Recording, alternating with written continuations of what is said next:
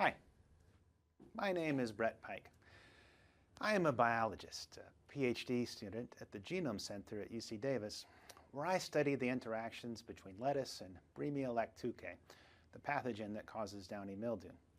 Much of my work is experimental. For example, I've recently tested a new fertilizer that I hoped would give me larger, healthier plants. As with any living organism, the results are usually highly variable. The environment plays a large role, and I have to generate data that is convincing to journal editors and reviewers of grant applications. The basic premise of the scientific method is that if you control every condition except one, and you consistently detect a change, then that change must be due to the condition that you are varying. In this case, I grew the plants from the same seeds in the same pots in a controlled environment so that if I did see a difference, I could be pretty sure that it was from the fertilizer. The most important aspect of this method is not the experiment that you can't predict, but the experiment that you can. The use of what's called positive and negative controls is the only way to establish a baseline that you can then compare your new experiments against. In my case, the positive control is Miracle-Gro, a fertilizer that I know works okay for growing lettuce, and my negative control is plain water, no fertilizer at all. If my lettuce grows better in my experiment than in my positive control, then it's a success. But if my experimental plants look more like the negative control, then I've learned that this experimental condition is not an improvement. It's important to keep in mind that positive and negative controls do not represent the outer limits of what's possible in terms of outcomes, any more than Democrats and Republicans represent the endpoints of possible political perspectives.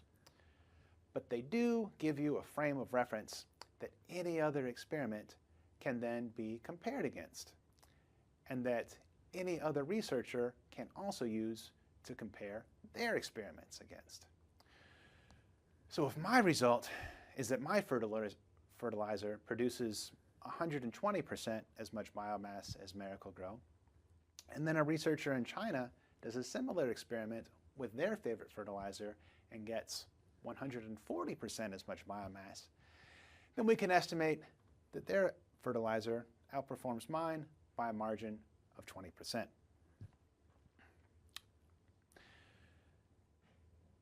So how is any of this relevant to the tumultuous, turbulent geopolitical state of today's system? With more and more Californians talking seriously about the viability of functioning as an independent country, what are the existing experiments that we can use as a point of comparison? Jeff Sessions would have you believe that the American Civil War is relevant, but I see this as wildly hyperbolic. The demographic and economic realities of the USA in the 19th century are simply not relevant to the 21st, and advances in technology make the idea of a shooting war downright laughable.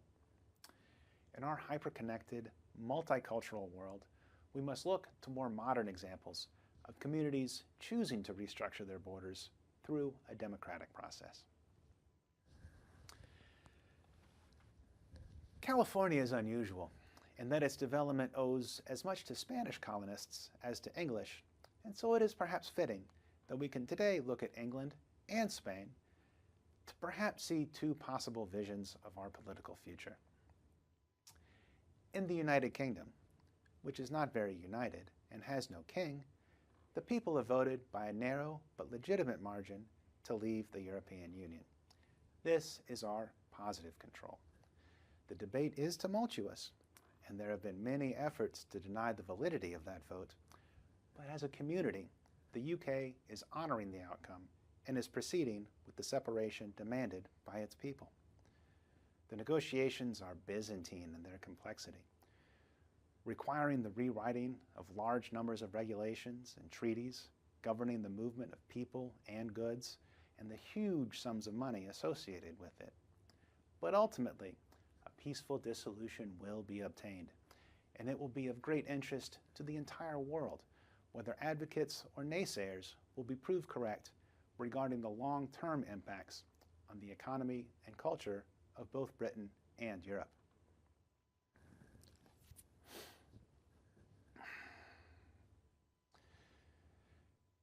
Catalonia, the region surrounding Barcelona on the Mediterranean coast, has also held a vote in favor of independence, in this case from the Spanish.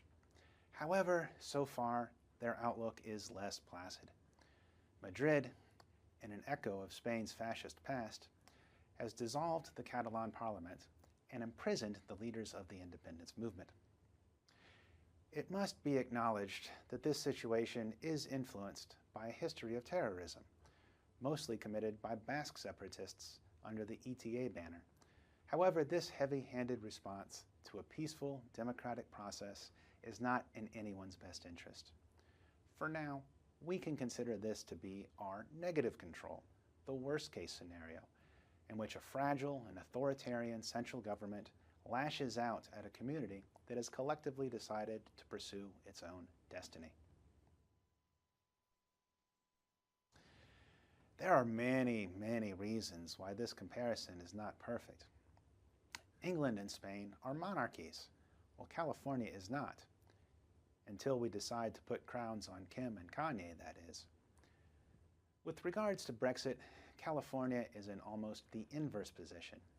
We seek a more open society and reject austerity and trickle-down economics, in contrast to the dominant trend in American politics since Nixon. Meanwhile, Britain seeks to tighten their borders and decouple their domestic policies from the social democratic models of Europe. However, there are many similarities as well. In Catalonia, there is a shared sense of exploitation, a quite reasonable belief that the regional economy will continue to outperform the national and is large enough and stable enough to function independently. And, of course, both Britain and Spain provide universal health care to all citizens, as do the large majority of modern societies, as California would like to, but cannot, due to U.S. influence.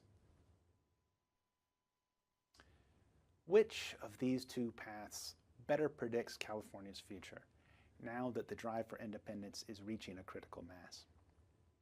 The answer may have very little to do with what happens here, and a lot to do with backroom dealings and critical decisions made at the White House. Will the U.S. respect the collective decision of California, or will it seek to use force to impose its will by any means necessary? Only time will tell. On Friday, April 20th, the Attorney General will approve the Calexit petition.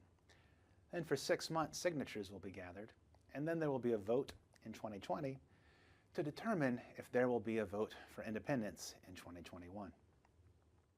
The question posed is quite simple. Do you think California should be an independent country in the form of a republic? If Californians answer yes, then we can begin the hard work of sorting out the details. It will be a long, groundbreaking, historic process, and of course, we will encounter strong opposition along the way. But as the U.S. continues to degrade into a feudal state, with the rules made by a small number of intensely rich people living in gated communities, protected by private security, sending their children to private schools, while more and more people struggle to simply exist, avoiding ICE raids and trigger-happy cops, earning not nearly enough to afford health care or college, it is a necessary evolution in the American experiment with democracy. Thank you very much for watching. I'm Brett Pike, and this is Public Domain.